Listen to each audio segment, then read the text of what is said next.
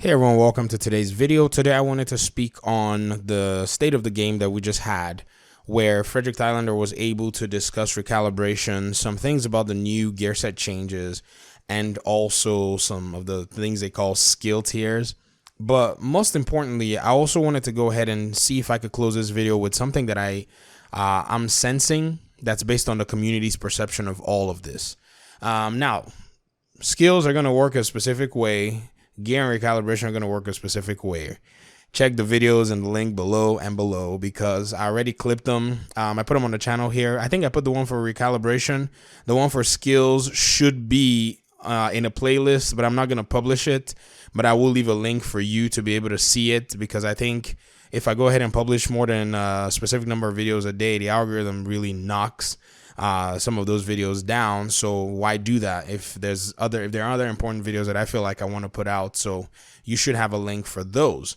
Now, overall, the state of the game was good. It was very informative.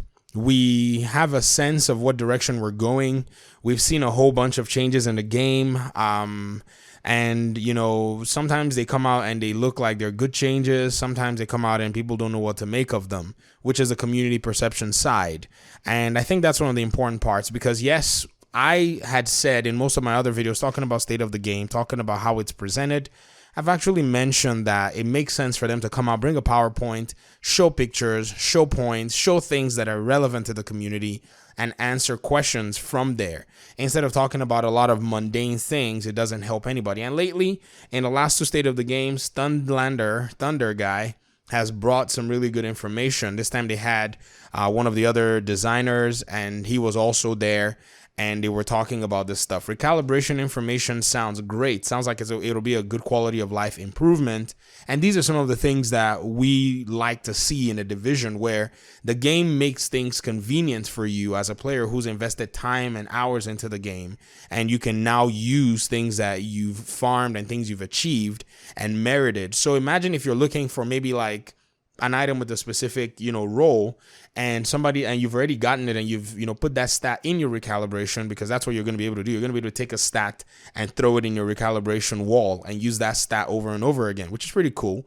And imagine if somebody else needs that item and you just drop it for them and now they can have that item and take that stat and use it as well in their recalibration wall, which is pretty good. You can now share things that you could not be shared before in the division, in the history of the division. That's nice. Now, what I really want to really put in place is, if you look at what many people are asking, they're asking about, are we going to get good content to follow this? And it seems like the developers can't stress it enough. And I think I know why. Yes, we are supposed to get content to come with these changes.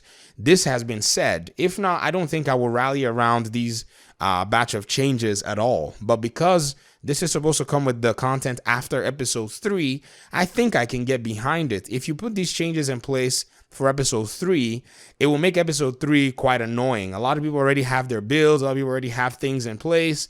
For them to go ahead and farm that just for a few linear missions and, maybe some classified assignments will probably not work. Now, this is where the problem is with these episodes. They were pretty much not up to the quality that we expected as a division community. So we were expecting, high level stuff, survival, I don't know. I'm not saying survival exactly. I'm not saying underground exactly, but that kind of stuff. But instead we got the linear missions and all that stuff and it was free. That's the big selling point. So I guess the question many people are asking is, so what did I pay for the Gold and Ultimate Edition for? Ask that question to Ubisoft and Massive marketing team. I don't get to answer that question for them. They did their marketing. They should have been very clear about things and people should have known what they were purchasing. But I think the second part is this. Some people are saying, what is the kind of content that we're going to be getting in this year 2? Which I think is a very valid question. Now, they cannot put that information out there just because they like to keep a lid on those things. But I think at least if that stuff is cooking and they have the lid on it, they can at least open that lid a little bit so that the aroma of whatever they're cooking in terms of year 2 content can actually come to the community so that the community can perceive what kind of content they're going to be getting. So why am I saying this? I'm saying this because I feel like it's very important, because a lot of players have said, yeah, we're not going to come back to episode 3 just because we know what it's going to look like or what it's going to feel like. And it doesn't seem like there are going to be enough rewards for us to warrant us coming back. Year 2, on the other hand, is something that many people have said we will be happy to check it out if it actually meets our expectations. Now, those expectations, nobody really knows what those are. And I think it's going to be very smart for them in terms of a marketing perspective that in a state of the game, they take a few moments to discuss the nature of the content in as very vague terms as possible, just giving enough for people to be able to understand where they stand with the next content. Also, they need to, be very frank and open about the possibility that people may be paying for this year 2 content. It's a hard conversation to have, but it's a conversation that is still going to be had down the road nonetheless.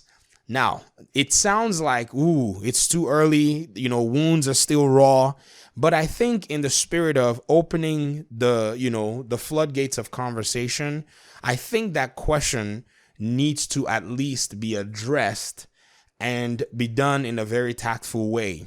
Now, I think Yannick might have the magic touch. He's the person that can tell you, I'm going to delete your entire library, and you'll be half mad than if maybe somebody else at Massive told it to you. Just saying. So they have to bring that out. That is what public relations is about. Sometimes you got to lay down, some of the hard things to talk about. And sometimes it just has to be said, because either they talk about it soon or later, it's going to have to be a thing, because episode 3 is not going to make everybody happy. It's like the feelings are not going to change. The community perception is going to remain the same, especially if episode 3 comes out in a way where it's like, yep, we said it. It's the same old missions and the same old stuff that we, thought about and, whatever. And I think maybe a new specialization. I guess that's it. And we're out again. It's not going to change the perception. So I think these conversations need to be had and need to be put forward.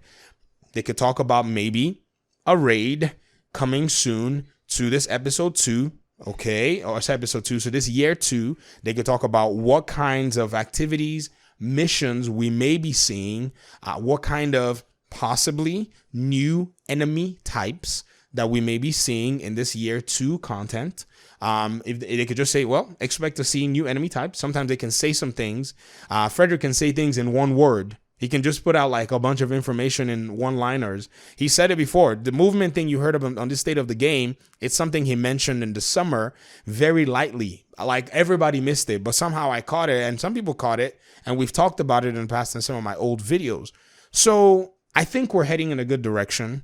I just fear that because of the way things are, they may kind of put a slight stopgap to this whole running flow of information.